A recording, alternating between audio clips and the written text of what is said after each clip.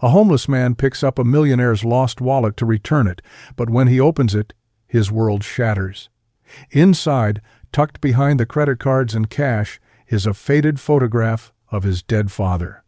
The same father who died decades ago. The same father this rich stranger shouldn't even know exists. Eli Turner has been surviving on the streets for years, sharing his last sandwich with his loyal dog Scout. But this wallet belongs to Michael Whitman, a powerful millionaire with a spotless reputation. When Eli walks miles through the rain to return it, neither man is prepared for what happens next. Because that photograph isn't just a coincidence. It's proof of a family secret that was buried for decades. Two brothers, torn apart as children, living completely different lives, one in a mansion, one on the streets, one surrounded by wealth, the other fighting for survival. But when DNA tests confirm the impossible truth, will brotherhood triumph over reputation? Or will the fear of scandal destroy the only family they have left? Michael's lawyer is already whispering warnings. His children are suspicious. The press could destroy everything he's built, and Eli, he's walking away, believing once again that he's not worth fighting for. Will these lost brothers find their way back to each other before it's too late? Or will pride and prejudice tear apart what fate brought together? Subscribe if you believe family is worth more than fortune, and comment below, where are you watching this incredible story unfold? The rain fell in steady sheets across the empty sidewalk, each droplet catching the sickly yellow glow of the flickering street lamp above. Eli Turner pulled his worn jacket tighter around his shoulders, feeling the familiar dampness seep through the threadbare fabric. At 53, he had learned to find comfort in small spaces, the narrow alcove between two buildings where he and Scout had claimed shelter for the night. Scout, a loyal mutt with mismatched ears and intelligent brown eyes, pressed close against Eli's leg. The dog's ribs showed through his matted coat, but his tail still managed a tentative wag when Eli unwrapped the sandwich he'd managed to acquire from the deli's closing-time discards. Without hesitation, Eli tore the sandwich in half, offering the larger portion to his four-legged companion. "Here you go, boy," he murmured, watching Scout accept the food with the gentle dignity that had first drawn Eli to the stray 3 years ago. Only after Scout had finished eating did Eli take his own careful bites, savoring the stale bread and wilted lettuce as if it were a feast. The sound of expensive leather shoes on wet pavement made Eli look up. A sleek black sedan idled outside Romano's, the kind of high-end restaurant where a single meal cost more than Eli spent in a month. Through the rain-streaked windows, he could see well-dressed patrons raising wine glasses in celebration, their laughter muffled by wealth and distance.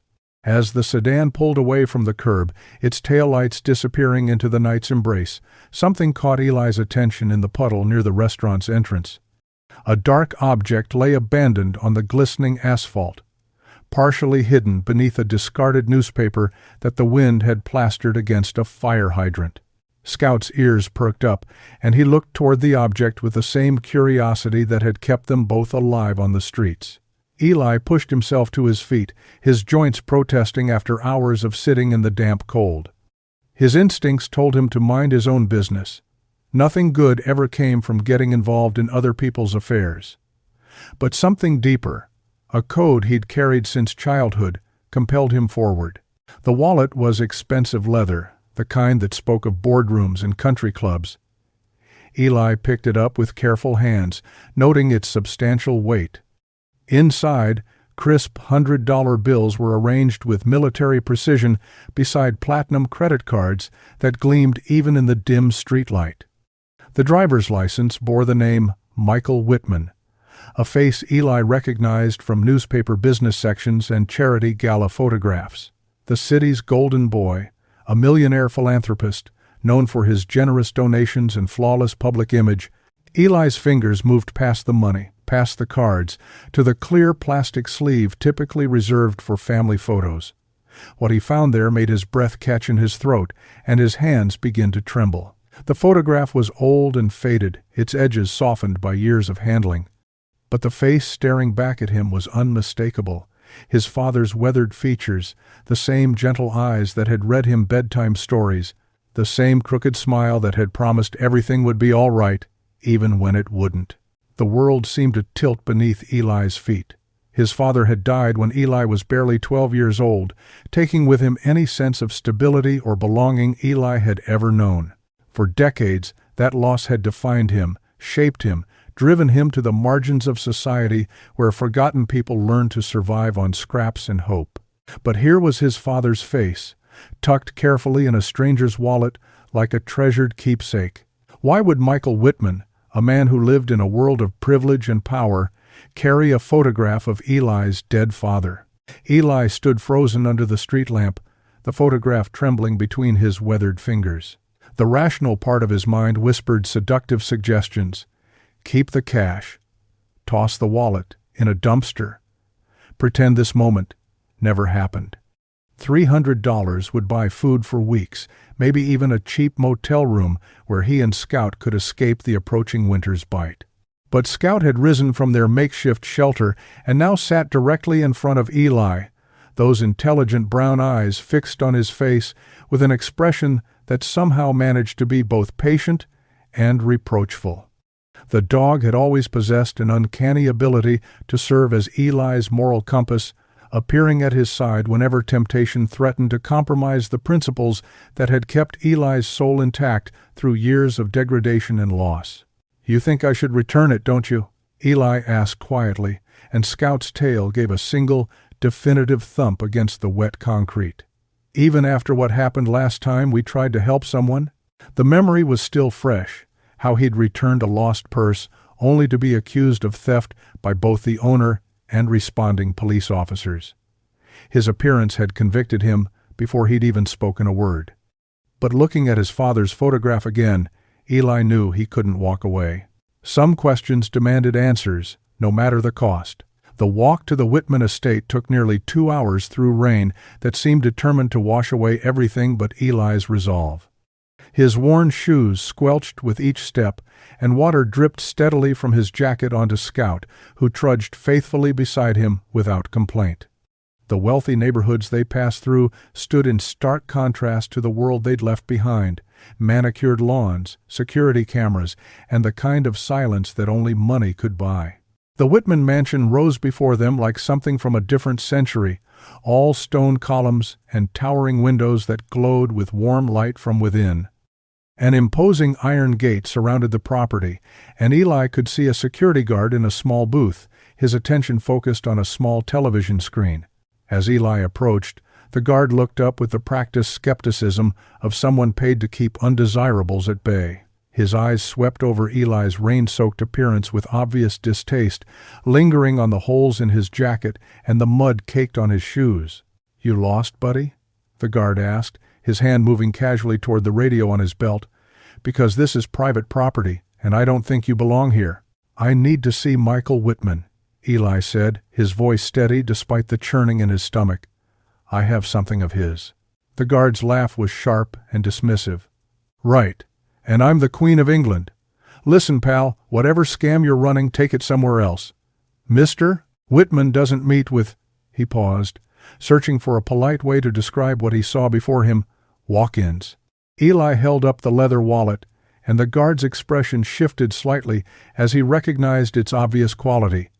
"He dropped this outside Romano's restaurant tonight. I'm just trying to return it."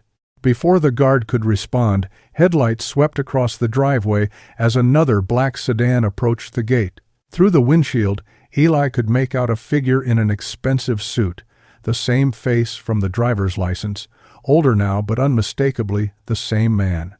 Michael Whitman stepped out of the car, his movements fluid and confident, completely unaware that his entire world was about to change.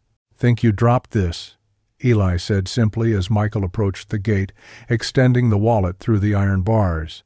Michael Whitman took the wallet with the automatic politeness of a man accustomed to interactions with service providers, barely glancing at Eli as he flipped through its contents. His fingers moved with practiced efficiency, credit cards, cash, business cards, until they reached the photograph. The moment his eyes fell on the faded image, his entire body went rigid. "Where did you get this picture?" Michael's voice had transformed from polite dismissal to something raw and dangerous. His knuckles were white where they gripped the wallet, and his eyes, when they finally lifted to meet Eli's, held a mixture of confusion and barely controlled panic. The security guard stepped forward, hand now resting openly on his radio. "Mr. Whitman, should I call the police? This guy's been standing here claiming he found your wallet, but—" "No." Michael's response was sharp, immediate. He studied Eli's face with an intensity that made the homeless man feel exposed, as if every year of hardship was being catalogued and evaluated. "Open the gate, Dennis. He's coming inside." The mansion's interior was everything Eli had expected and nothing he was prepared for.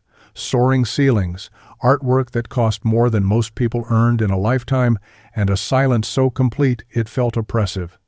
The contrast between this sterile perfection and the warmth he created each night with Scout in their small corner of the world was overwhelming. Here, beauty existed to be admired rather than lived in. Michael led him to a sitting room where crystal glasses caught light from a fireplace that had probably never warmed anyone who truly needed warmth. A housekeeper appeared with coffee service on silver so polished it could serve as a mirror, her disapproving glances at Eli's wet clothes speaking volumes about what she thought of this unexpected guest. "My mother told me I was an only child," Michael said without preamble, settling into a leather chair that probably cost more than Eli had ever possessed at one time. His voice carried the controlled tone of a man accustomed to boardroom negotiations, but underneath it was something fragile and uncertain. She said, "My father never had any other family." Eli accepted the delicate china cup with hands that had learned to be gentle with precious things, though he'd rarely been offered the chance. The coffee was rich and complex, nothing like the bitter brew he occasionally managed to afford from convenience stores. "My mother left when I was 7, he said quietly. "Said she couldn't handle raising me alone after Dad died. I ended up in foster care, then on the streets when I aged out." "That's impossible." Michael leaned forward, his business instincts clearly warring with something deeper and more desperate. "You could have researched my family, found old photographs. This could be an elaborate con?" Scout, who had been lying quietly near the fireplace, suddenly rose and padded over to Michael's chair.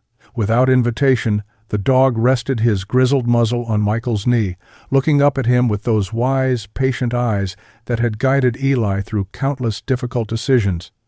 Michael's protest died in his throat as he stared down at the animal, something in Scout's steady gaze seeming to strip away his defenses.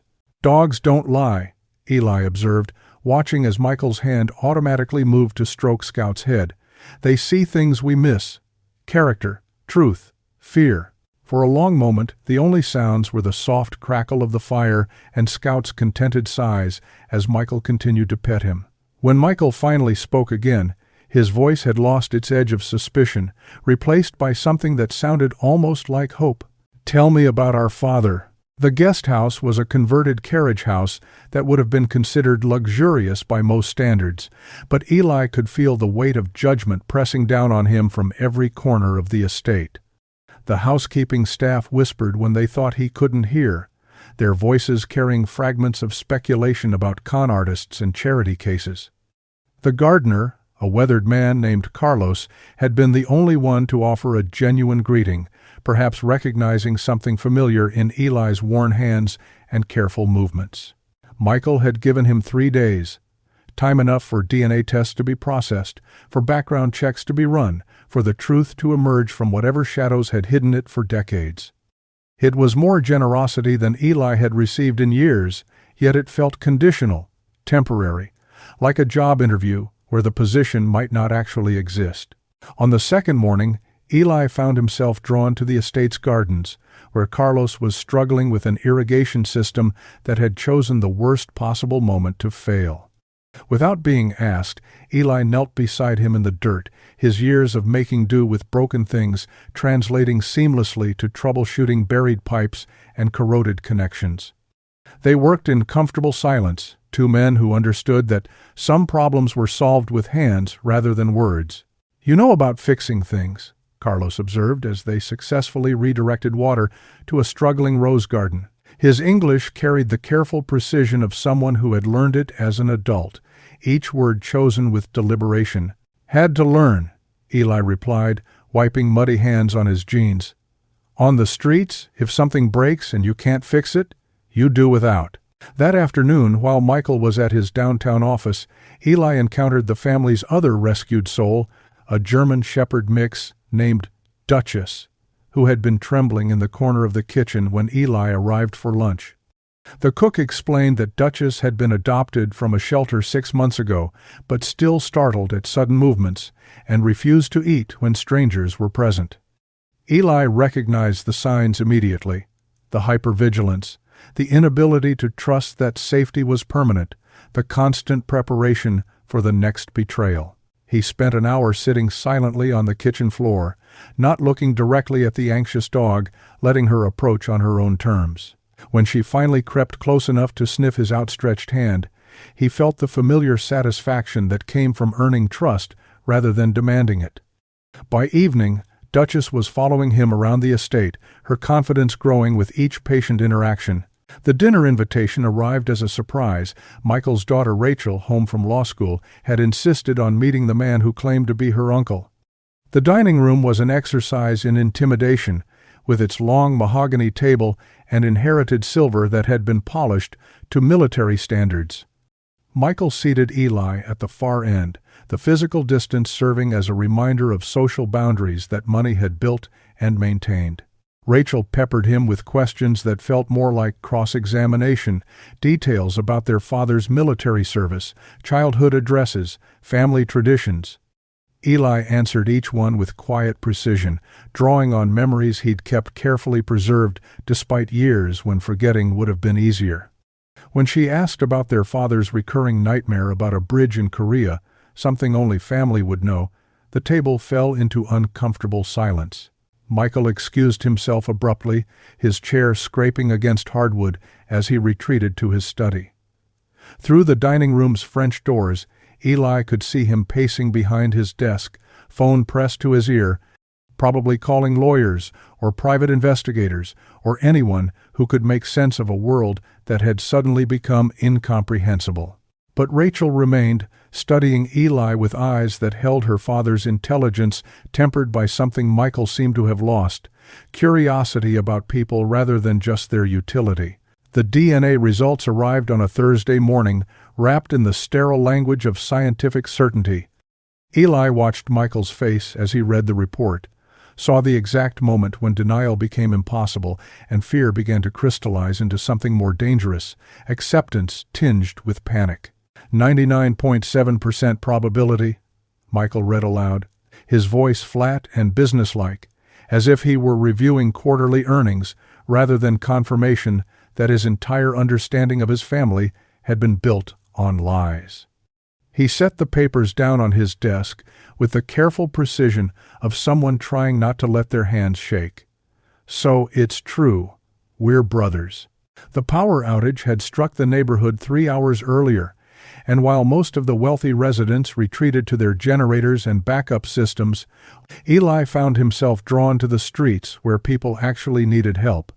He moved through the darkened blocks with Scout at his side, checking on elderly neighbors and directing traffic at intersections where signal lights had failed.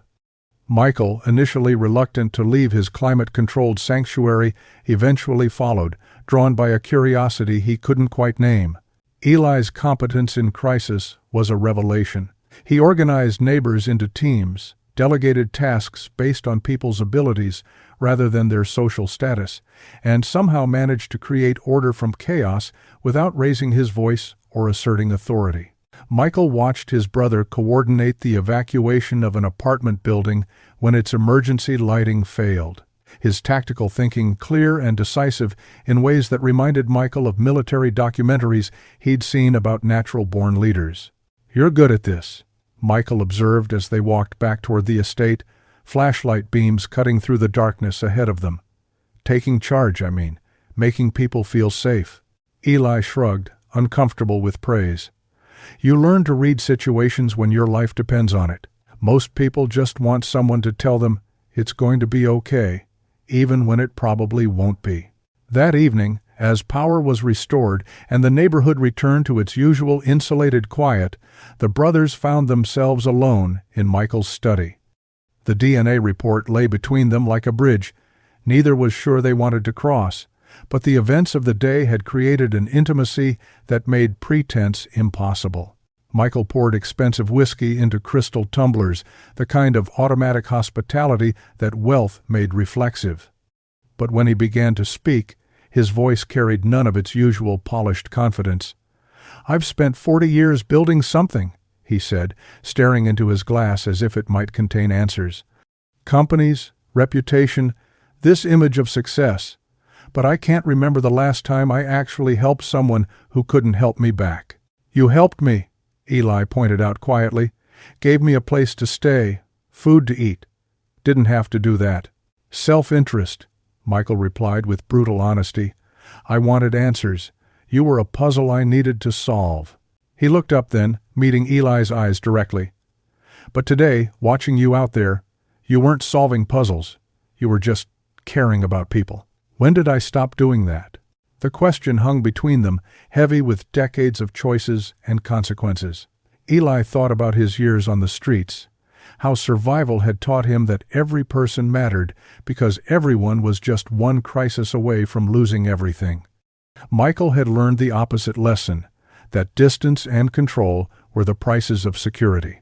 "Maybe you never learned how," Eli suggested gently. "Our father died when you were young too. Maybe your mother protected you from everything, including the parts of life that teach you about helping others." For the first time since they'd met, Michael smiled, not the practiced expression he wore for cameras and board meetings, but something genuine and almost childlike.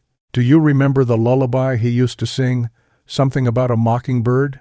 Eli's voice joined his brother's in a harmony. Neither had shared with anyone in decades their father's gentle melody, filling the space between past and present, loss and possibility. Harold Vance arrived the next morning like a storm system that had been tracking toward the estate for days, inevitable and destructive. Michael's lawyer swept into the study with his usual armor of expensive suits and calculated precision, his briefcase containing what he undoubtedly considered the ammunition needed to protect his client from this latest threat to carefully constructed order. "The DNA results are conclusive," Harold announced without preamble, settling into the chair across from Michael's desk with the confidence of someone who had spent decades solving problems that money could eliminate. "Which means we have a situation that requires immediate damage control." Michael felt something cold settle in his chest as Harold spread documents across the polished mahogany, legal briefs, non-disclosure agreements, financial projections that reduced a newfound brother to columns of numbers and potential liabilities. The lawyer's fingers drummed against the desk as he outlined scenarios with the detached efficiency of a general planning a siege.